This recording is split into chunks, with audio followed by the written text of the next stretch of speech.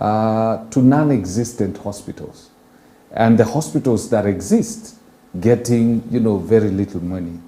The unfortunate thing is that the Health Cabinet Secretary is trying everything he can to try and sanctify whatever happened in that, in the sector. I'll start with you, Sankara. Yes. Because you look like a guy who's been spending some time walking in the hospitals. This corruption thing within the hospital, I mean, SHA, it's just a mess. Did you see some of the hospital, including the chair of SHA, is accused of having paid a hospital where he was an owner, if Duale's words were anything to go by, that he sold his shares? Okay, no, whatever is happening is very unfortunate, because health sector is a sector that is very central to the livelihoods of Kenyans. So when you hear that there's grand corruption in the ministry, it's something that should see some people's heads rolling. Even the cabinet secretary himself, if we were in a progressive dispensation, he could not be holding office right now. He should have resigned a very long time ago, ever since this scandal took root. Because you can't be telling people that you have given them universal health care. The hospitals which people go, there are no drugs in the hospital, and even the same hospitals don't have facilities. But we hear that the money which they are supposed to be paid by SHA, mark you, this SHA is money that is being collected from Kenyans every month. From the payslip? Yeah, from the payslip of Kenyans every month. A lot of money is being taken so that they can be, their health can be taken care of by the government. But now, the money is not going into the hospitals. This money is just being channeled into other people's pockets. Because now we look at the hospitals which are benefiting from the SHA payouts. Some are non-existent and some are outrightly exaggerated, because you find that a small dispensary which has only even just one ward is receiving more money than referral hospitals in the Republic. So you find that these referral hospitals, which actually serve Kenyans, they are under-facilitated. They don't have the money to buy drugs. They don't even have the money to pay their staff. That's why you find that some hospitals like St. Mary's Mumias are closing down. These are hospitals that have been serving Kenyans for a very long time. St. Mary's Mumias? Yeah, St. Mary's Mumias. They were forced to close down the facility because they are being owed by SHA upwards of 150 million Kenya shillings. And SHA is only paying them 1.2 million. And so, if you saw that the hospital that, in quotes, yes, that used to belong to the chair of SHA. Yeah. It's like a dispenser. It's not even a dispensary. Yes. It's just been done under in a bill. And it's getting 100 and something million shillings. Yeah, this goes to show that this is just a scheme to take people's money. It's just a scheme whereby there is conflict of interest, because that person was already owning that hospital, and we are not even sure if he actually relinquished his shares or is just running the hospital through proxy. And then the same person is in charge of SHA payments, dispensing the money. And again, we see that the money which the hospital is being given is not consummate with the money which they are supposed to receive. Because even Wasonga, there was a hospital in your area. In Homa Bay. In Homa Bay. In fact, abandoned dispensary. An abandoned dispensary. Then the very good learned Dr. Masi Mwangagi will come and say that is a level of hospital.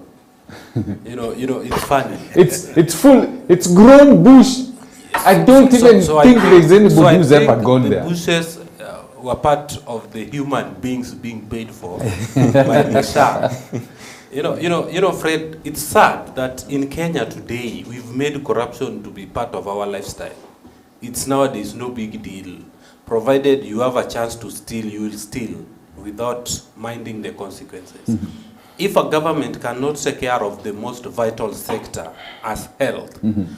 then do we even have any business to have that government in place?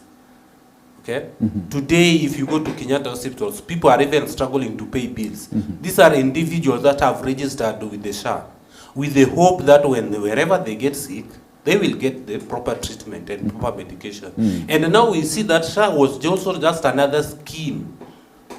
We thought when President Ruto was saying, now let us move from NHIF because it was corrupt mm-hmm. to SHA, because now SHA was to reduce corruption mm-hmm. and misuse of public funds. Less did we know that President William Ruto was just creating another very beautiful avenue, beautification of another corruption. Mm-hmm. Okay? Look at it. How can a dispensary be giving more money than even a level 4 hospital?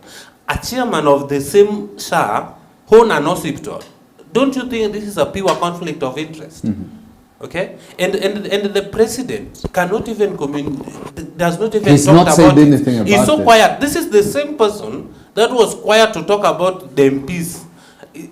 Fred, this is a very true definition of a kettle calling pot black. Mm-hmm. Mm-hmm. The president does not see how the level of corruption in the executive, but is so quick to blame the member of parliament. Even if members of parliament are collab, but tell us what you are doing with your ministers first. I don't know why Aden Duale is still a CS. Okay? Actually, yesterday Why should he still hold that position? He had taken to Twitter, he had taken to X yesterday, insulting the Standard, which was the one that blew up the story. Yes. And he had said the Standard gutter press has now embarked on a retrogressive ethnic profiling. Look at it. Well, so now it's become ethnic profiling. My advice for the chair and shareholders to pay their staff salaries that is due for the last 12 months. He's now diverting. I think to some extent, looking at such statement, that is a statement coming from a politician, not from a professional. Mm-hmm. And I think it is time that going forward, maybe in the next regime, whoever we are going, we should give people position based on their qualifications and merit. Let us not pick political reject and settle political score in the name of giving people jobs. Mm-hmm. If you look at what Aden Duale is doing, Aden Duale does not even know anything to do with health. I don't know. Aden Duale amesomea nini Muraide? I think trying to clarify. No, let us know. I'm only clarifying. Because what I'm trying to say is that, Fred, yes. Going forward, as Kenyans, it's only good. Mm-hmm. Even when you give someone a job, let us have some understanding of whatever job is doing. That's why we always find ourselves in the mess we are. Mm-hmm. Aden Duale, instead of sorting out the problem within his ministry, is busy trying to bring politics and say, how is ethnic profiling? How is it ethnic when money is lost? I want to give it a very issue-based approach. But issue-based, which is manned by certain characteristics. Yes. And characteristics are actually adapted. You learn through interaction with people. And through it, it teaches you some wisdom. There is no faculty in any university or college, unlike my learned friend here, who thinks that those who have those papers and the Google graduates, they are the best to run this thing. 2017, we wanted a parliament that is full of legal minds. But you can judge from the level of understanding they have been able to display in the kind of laws that they have come up with, in the kind of behavior and practice, how they have practiced, they have exercised the laws and the powers of the law that have been granted to them as parliament. It will tell you that these were people who are never supposed to see the gates of parliament or even enter it. But we did that mistake because we thought if we elect lawyers, then we will have it right. But lawyers are not taught wisdom. They're only taught law. And law is scientific and intellectual. So it's so limited. So when it comes to leadership, my brother, it's not about how much you understand health. Because you don't tell me that it is only the cook who understands the goodness of the food than the eater. So what I'm trying to say is, you should also get the final word from the person who consumes it, and the person who consumes it is the Kenyan. The Kenyan is not judged by whatever papers they need. If you talk about suffering in terms of, ailments, sickness, it's any Kenyan who suffers it. And if you ask them an opinion on how the health sector should behave, they can give you very credible opinions. And I'm not addressing you, I'm addressing the like-minded. And I'm saying, even in leadership, it is the wisdom that one applies. So it's not about the papers. We've seen people who, in universities, who people sit for their exams and they pay them, and that happens. So we are just exposing. Yes. What I'm trying to say is, taking us back now to the saga. Duale truly is a real clown. He's a clown. Acting like a clown. But no, wait. I was actually supporting even the clarification. Even the clarification I was bringing my brother. I was only enforcing. I was empowering. Just to add on what you are saying, it's also moved from this character that we assume that everybody. Thank you very much. Let's lose my point. I was only supporting. I was adding on to what you had said. So I was giving it some flesh. Now you saw that. Now what I'm trying to say is, Aden Duale. Yes. Comes to the media and says, we have shut down those ghost hospitals. Yes. If you've shut down the ghost hospitals, the non-existent hospitals, how are you shutting non-existent hospitals? Sure. Somebody who's taking us for a ride. He's taking us for fools. Yes. If they were non-existent, what's your explanation to the billions that have been paid to those 43 hospitals that you had shut? Because the money must have gone to, it had gone to someone. Account. Yes, thank you. Yeah. Someone must have received the money. Yes. Thank Someone you. is a And when you signator. talk when you talk of an institution, a health institution, wherever it is run by people. Institutions don't run themselves. They're run by people. Who are these people? So they can be held culpable. Now, this is not the thing that Duale is addressing, but I can give you something that we have always said. When we had the Adani saga, 3 companies were involved. Adani from India, Apero from Dubai, and Convergence. How many companies? 3. And the 4th one was Safaricom for the digital communication and everything. Now, Convergence was attached to one Aden Duale. It was said to, Yes, there were links. Yes, he was one of the directors, according to the information that was released. He never challenged it. It was on the dailies. Ruto family and Ruto's interests were linked to Apero. Nobody challenged. Go back to the campaign manifesto. I was part of the team. We were selling this manifesto like crazy. And we heard about NHIF being improved to accommodate all sicknesses, all ailments. Yes. NHIF. We didn't talk about SHA. There was nothing like transforming it. Yes. It was transforming it towards extending its umbrella so that it can cover every person who is ailing in Kenya. And it was a brilliant idea. But the sidelining of the people who campaigned for them, who are the Kenyans, because I was not vying for any seat, but I was there on the ground to tell people and convince them of how SHA and the housing model that we were to come up with. It was not even an issue of tax, it was an issue of levy. And it was an issue of paying these 830,000. Pay as you live, as you occupy. As you continue living there, you own it. Yes. So your entry into any of these houses that were to be constructed with the money that was supposed to be multiplied in our consolidated bank and commercial banks, because we are talking about local borrowing for the housing.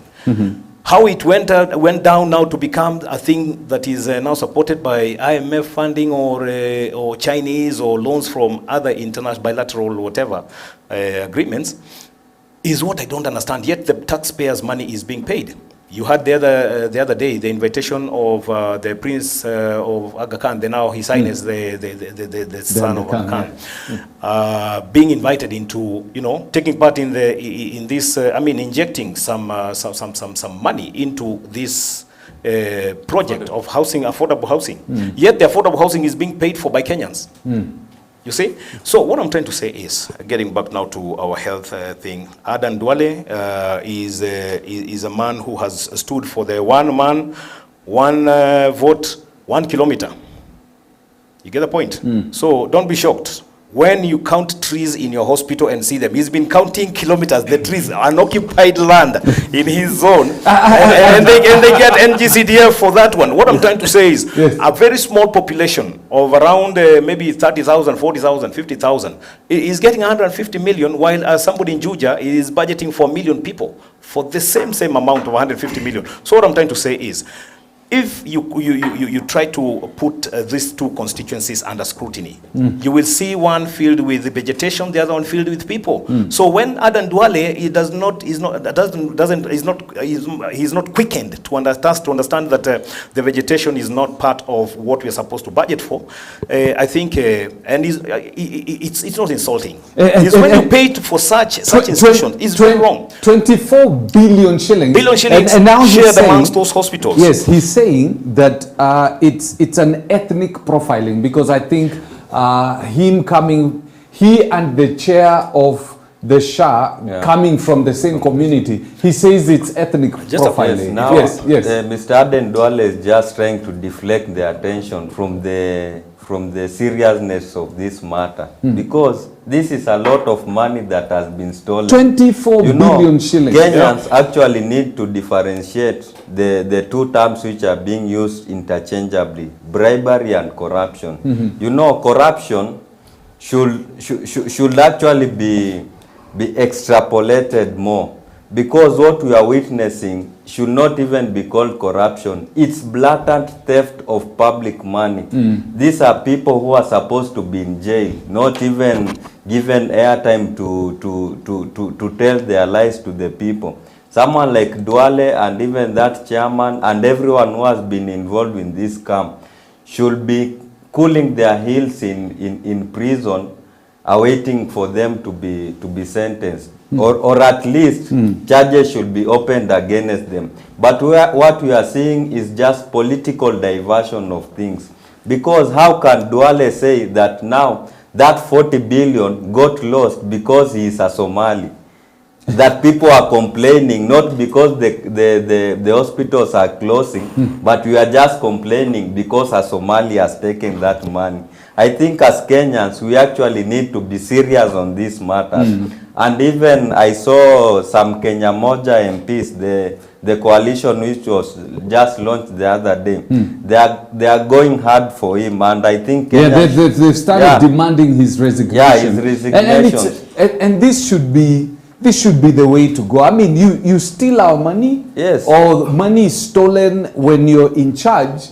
Out Naja, don't give us stories. And even just resigning should not be enough. They should go to jail and this money recovered, because that's a lot of money. Yes. Because what Aden Duale is saying, that's why I'm saying that going forward, we should look at the character we have in as serving as cabinet secretaries. Aden Duale is just playing politics. It's only the nature of politicians that wherever they've been found doing something, they will now rally behind their community and call the entire community, as if when they were eating, the community were there. That is why what Aden Duale is doing now, is saying is ethnic profiling. No, it is not the entire community. It is you, Aden Duale, and your chairman. My friend, we are not talking about your community. And we don't even have any problem with that. Okay? Yesterday I was looking at the news and I realized the former governor of the former Bungoma governor, Wamatangi. This guy, Wangamati stole with the entire family. It was not even the entire people of Bungoma. So how can he now come back and say now the entire county is being profiled? Okay? Including the area MP. So that is the exact thing that Aden Duale is doing. Aden Duale will now take, I think it is time that we as Kenyans, we should take leaders, and leaders will learn to take individual responsibility behind, rather than hiding behind their community. If it is Onyango who has been found corrupt, don't bring the entire Luo.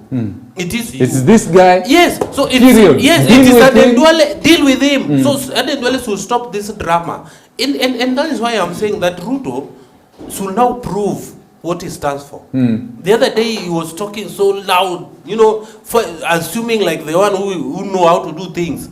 We want to say, I'm been keenly following how he's going to handle this the Shah saga, because he has been so loud on corruption. Let's see how he's going to handle this. Why should Aden Duale be in office? Aden Duale should not be stepped aside now. Let us face the fact and chilling somewhere, let's say in Central Police Station. We want to see how he's going to hit his head on the wall, just like the other guy did. Because a time has come as Kenyans that now you should not hide behind your community or behind your people when you caught. When you've stolen, you've stolen. When you've stolen, when you are a thief, Fred, when you are a thief, you are a thief. Yes. If you did not even if you stole with your wife, then you bring your wife on board. But if you know, sometimes people live. There are some ladies who live with thieves that they don't know they are thieves. Yeah. So this one, I don't think on this, I didn't really have just gotten it all. Yeah, just briefly, Muridi, and then we switch. Several things I wanted to bring to attention. Katiba, yes. Several things I wanted to bring to attention about this whole thing. One, when we talk about taking these people to court for all fairness. We should check the judiciary incapacitation, because that one we will still look at it into when we get into the constitution issues, because it is sort of incapacitated or decapacitated. It has the power because the law has already capacitated it, but the implementation bit of it is what becomes a problem. So the effectiveness of our courts in terms of a person of such level being taken to court, you have seen how cases are turned even when somebody is in jail and the other person gets out, and that's it, after an appeal and whatever. That's the court system. However, getting back to the coincidence of Aden Duale being appointed as the CS for health, I'm very certain, and you can remember, because the lady that was there as the CS, it's not that she was incapable, she was kept in the dark when it came to numerous issues. And so when it comes to, when she was pushed into an interview, she could not even respond to certain questions because she was kept in the darkness, so that Aden Duale, the convergence guy, they can pave way for the convergence guy to come in. So that the 104 billion shillings that had been approved by Parliament, now ready to be spent, the right guy can come and spend it. You know. So how do you expect, if it was true that a payroll was attached to the head of state, convergence was attached to Aden Duale, you know, Safaricom, we're talking about maybe the former head of state among the majority shareholders, you know, of Safaricom. How do you expect them to be held culpable or on even the introduction of the thing called Shah and Chief thing? These were things that were not supposed to be introduced. We were supposed to empower. And as you heard the former deputy president saying, that actually during the campaigns, it was about injecting some less than $1 billion shillings, which was 800 million shillings, and have Shah do, NHIF do all those things that Shah was expected to do, because it has not done it anyway. So when you look at it from that aspect, you get to understand. When you talk about ethnic profiling, the person who has started doing ethnic profiling politically is Aden Duale, against members of the Mount Kenya community. And that's in public domain. Now, him profiling himself, he was not profiled by anyone, is ensuring that a person of your community is, you're the CS and he's the chair, just the way the president had done with the Ministry of the energy sector, Ketraco, EPRA, Kenya Power, Kengen, Minister, CS, save now they have Opio Wandai. It was when they sit down is Chamig MEC and they discuss the Kenyan energy. That is so they can say they're being profiled. No, you can say they're being profiled when you have made it a community issue. I want to bring it into 15 years anniversary of the new constitution. I mean, I must say, we have great gains that we can celebrate, but at the same time, this document has been ripped, and that's an unfortunate situation. Yeah, you know, at the promulgation of this constitution, it was being touted as the most progressive constitution in the entire world, not just in Africa, because for the first time, Kenyans were having a constitution that actually cares for them.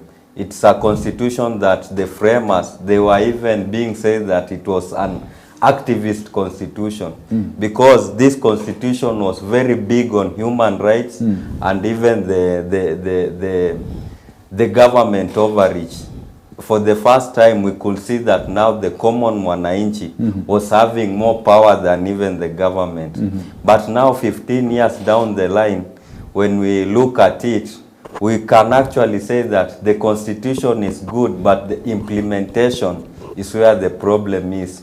Because we look at the arms of government, they were supposed to be separated. Each of the arms with their distinctive functions, and they were shielded from interference. But now we can see that there is executive overreach. The executive arm of the government has shown that it's now controlling these other two arms, both the legislature and the judiciary, especially the legislature, which has now turned to become the rubber stamp of the executive, and they have left their role, which is to oversight the executive. So when you look in that line, you find that there is much that can be improved on. The constitution is good, although we are hearing some noises about changing it and making some amendments. But personally, I think this constitution is good. We only need to implement it to the letter. And also look at other institutions. What are some of the gains when you look at this document? You can say this is what the framers of the Constitution, this is the spirit of the Constitution, and we've been able to achieve this. Yeah, the first one is devolution. Devolution in the initial stages, when this document was being brought to Kenyans, it was a very noble idea. This devolution of decentralization of power, such that people, from whether you are in opposition or not in opposition, you could come into, you could also benefit from the public coffers without you actually going to the president and begging him for that. Is actually a plus. But now the problem we are having is that we devolved corruption. Corruption is the biggest problem this country has. And that is why you hear there are so much noises that governors are actually using a lot of money, but nothing is being seen. You know, people are comparing what governors are doing and what MPs are doing. You know, governors are the ones who are supposed to actually devolve this money from the national government to the grassroots. But now we are seeing that MPs are doing a better role at that, because MPs are silent about it. They don't have an implementation budget. If this money is being brought from the national government to the CDF, we are expecting the MP to work with the whole of this amount. But you know, governors, they have salaries to pay, they have convoys to fuel, and they also have their cronies to give tenders. So you find that the money is a lot of it, such that if well implemented, this could be the best thing that ever happened to this our country. But now the problem is how this money is coming from the national government, from the treasury, but not actually doing the roles which they are supposed to do. We only see the governors and their cronies getting richer by the day. But definitely, if you look at devolution, you go to a place like Kakamega, which is not very far from where you come from. You look at Kakamega, some of the things that have been done under devolution are amazing. I mean, you look at Kakamega, Kakamega has completely transformed because of devolution. There has to be something good that has happened as a result of this constitution. Now this devolution, for it to work, it now depends on the type of governor that you elect. You know, the people of Kakamega were very lucky to have Oparanya as their first governor. The guy actually transformed Kakamega from a rural county into an urban county within a short 10 years. Actually, if you go to Kakamega right now, even the roads to the interior of the county, they have street lights, their markets are well done. even the... So how can we operanize every governor in every county so that we ensure that you're not stealing money? We've had the Waititos of this world, Yes. who are impeached, Sonkos of this world, people who are impeached because they're said to have, misused public funds. How do you operanize the entire county government system? That depends on the voter. That's why I said that in this, so that going forward now, when we are going to vote, let us carry our head, our brain, and our voter card, so that at least we can benefit from the fruit of devolution. Fred, I will not say that devolution is one of the best things that has ever happened to this country, as far as the Katiba is concerned.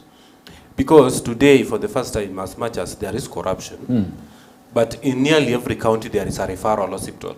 True. Okay? So someone living in Turkana or in West Pokot doesn't need to travel all the way from West Pokot to Nairobi for a referral hospital. You can just go to the nearby county referral hospital and get medical attention. That's a very good thing. Also, our road network has really improved as a result of the county government. At least today, you can see that everybody in the entire part of the country can feel something happening. The effects of devolution. The effect of devolution because of the money being taken back to the county. One thing I will also say that this constitution has also given us, our parliament, a lot of powers. You know what we don't know is that the parliament has got so much power, more than even that of the president.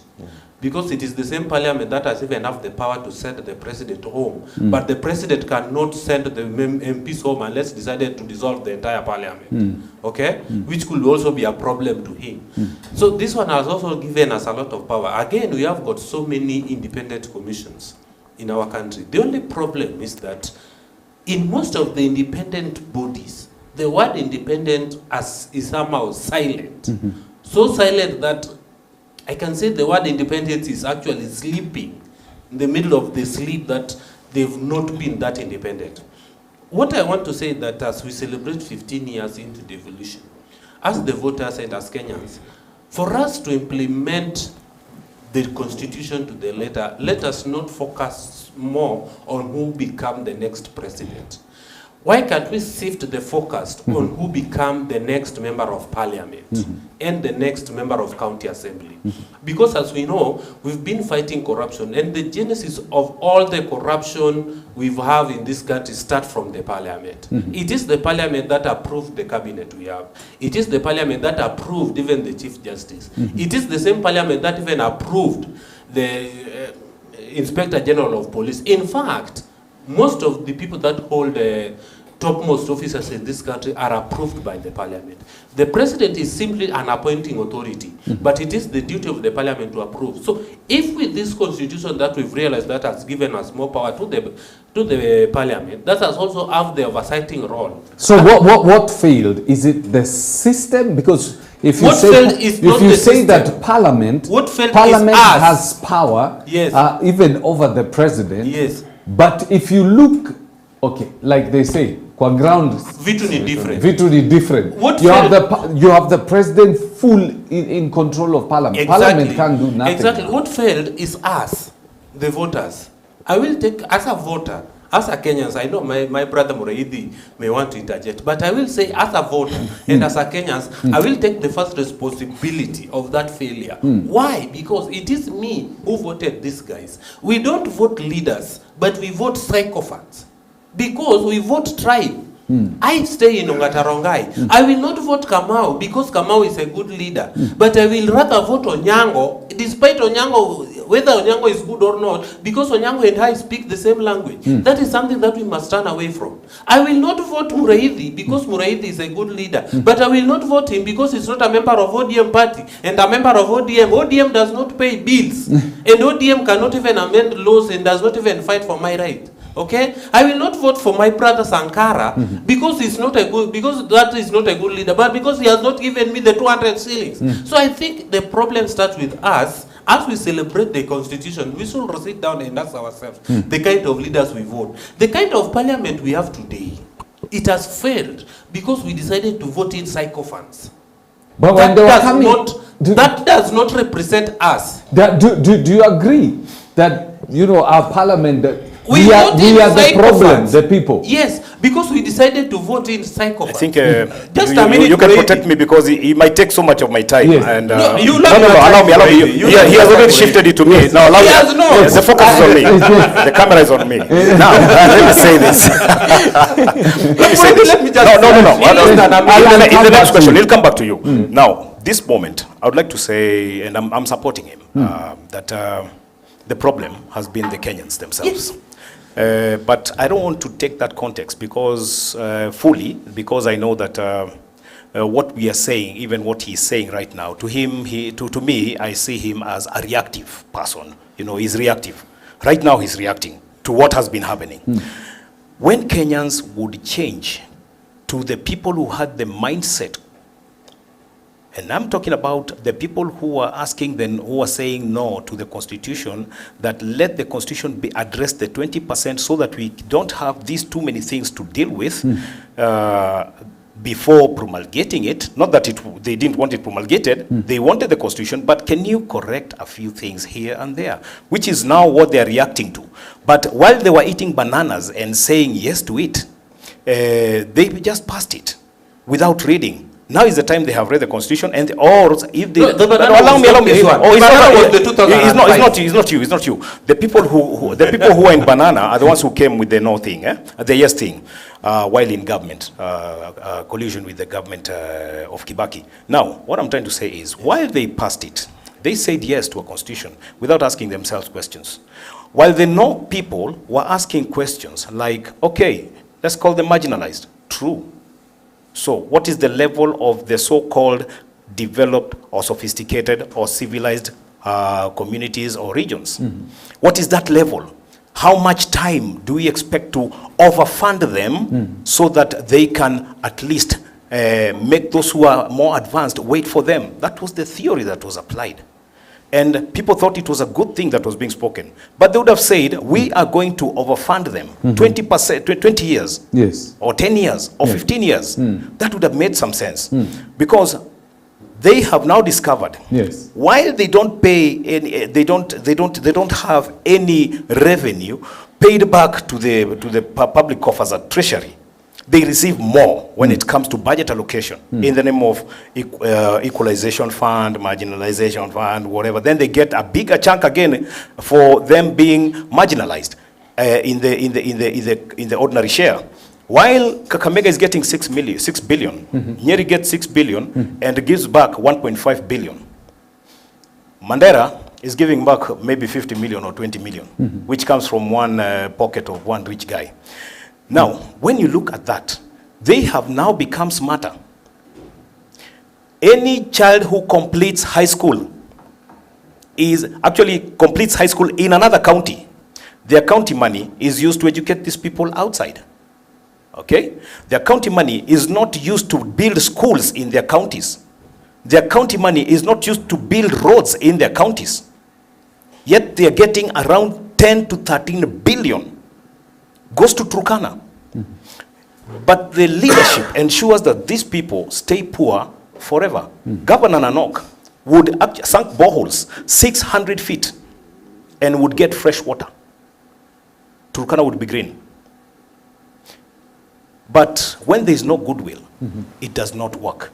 So to keep them at demand position, they have to make sure that they remain poor forever. Now, what they have done, oil in Turkana now goes with the British in the Talo, the ones who gave us the Zinjanthropus to believe in.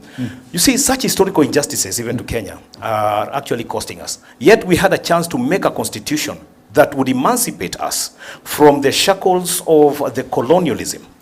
And when we were doing our submissions in 2006, we said, whatever was given to us during the Lancaster Conference, both Lancaster Conference, was a system of governance and the legal statutes that were to manage the government that was to come in. Whose model? The British. Yes. Now, when we say we want to be free, and at the same time we are still calling ourselves Commonwealth, those are things we are supposed to have dealt with in the Constitution. But now coming back to the goodness of the Constitution, we have devolution. And I can tell you, Recently, like 10, 15 years ago, we had the county governors of places like Narok and Kajiado saying it is time we Maasai community begin to get our title deeds for our portions of land. Before then, it was the cultural thing, chukua nyasi niwachie nini? Wacha niwachie nyasi, chukua shamba, lima, Yes. fanya vitu unafanya. But now they've rediscovered ownership has now been brought to light. Yes. And it has erased some of the bad cultural principles that have kept some people backward. Yes. You know, it's just the same thing. Having allowed people, now devolution has allowed people from Nyanza and other communities to travel to other areas, coast, wherever. Now they've discovered, oh, okay, there's a different way of approaching marriage and everything, you know, because it's part of the Constitution, Article Yes. 46, marriage and everything. But the inheritance bit, they have discovered, oh, okay, it has acted against us. Yes. There was some repercussions a while.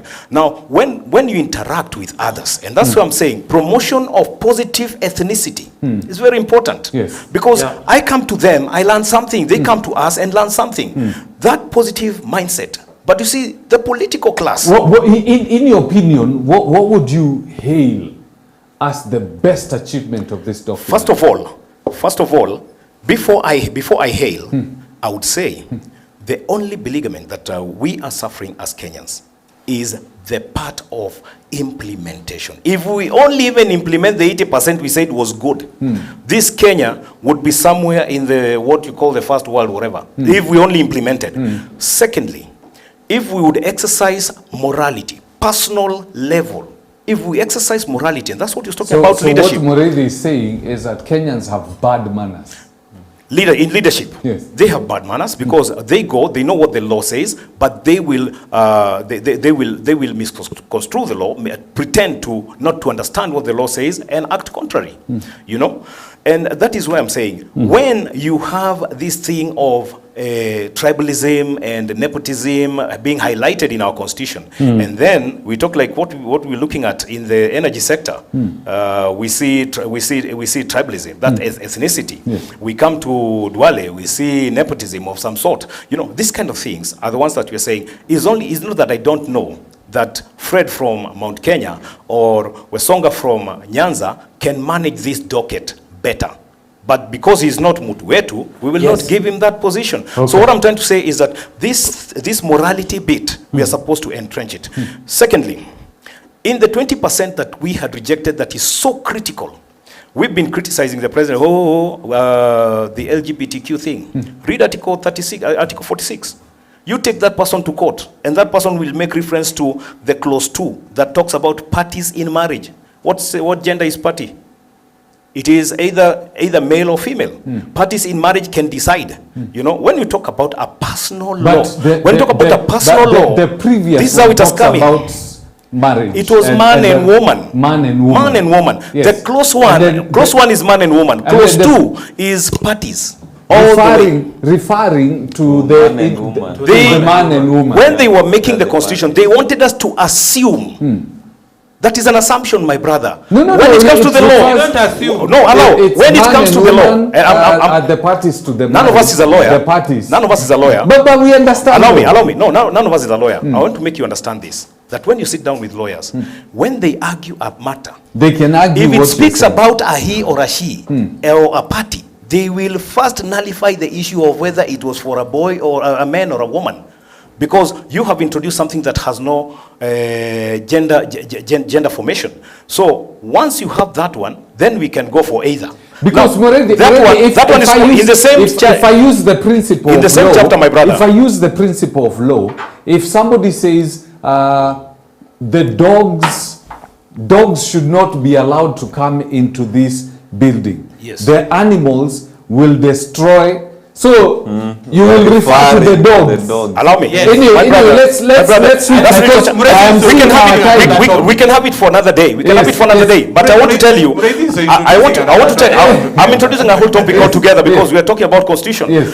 When you talk about dogs should not come in, and then you say animals, you've included cows and goats and sheep. No. Allow me. You refer to my brother being precise. When you talk about language and law, the statement that you gave at the beginning classifies what you're talking What about. you're Then going to say whatever next. you're going to say next Is in refers reference to- to- Every thought in the law is subservient to a form of argument, and the reason why it's argued. Okay, let's get back. Let's get back to this. And I want to hear the thoughts. The decentralization of power, if you allow me just great. one bit. That has The happened. decentralization of power was not really done effectively. But, Why? but it's still a process that is going on. People did the constitution. We were there. They did the constitution with the anger against Moi. Yes, true. So now what they did, they didn't do a law that was progressive or futuristic. Your They did closing a- comment. They did a Moreno. law. Your closing comment, Moreno. Because you your closing comment. Moreno, My time is up.